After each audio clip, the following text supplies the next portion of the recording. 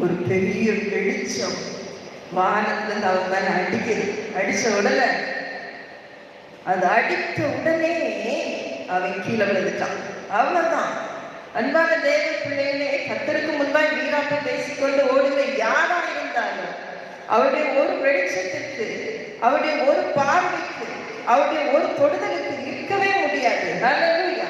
அவர் ஒப்பு கொடுக்காமல் அவரே சொல்றாரு, வெண்மையாக்கவோ கருப்பாக்கவோ முடியாது, ஒரு முளத்தை கூட்டவோ குறைக்கவோ முடியாது. அதனால பயப்படாதீங்க, கலங்காதீங்க. என்னை அல்லாமல் உங்களுக்கு ஒண்ணுமே நடக்காது. நான் அனுமதிக்காம உங்களுக்கு எதுவுமே நடக்காது. ஹல்லேலூயா. எதுவுமே யாரும் சேதப்படுத்த முடியாது. அதுதான் அங்க நடந்துச்சு. சவுல் நிருபங்களை கேட்டு வாங்கி தைரியமா போறாரு. ஜீவனுள்ள தேவனை அவர்கள் ஆராதிக்கிறார்கள் என்பதை அவன் மறந்து போய்விட்டான். அங்கே கண்கள்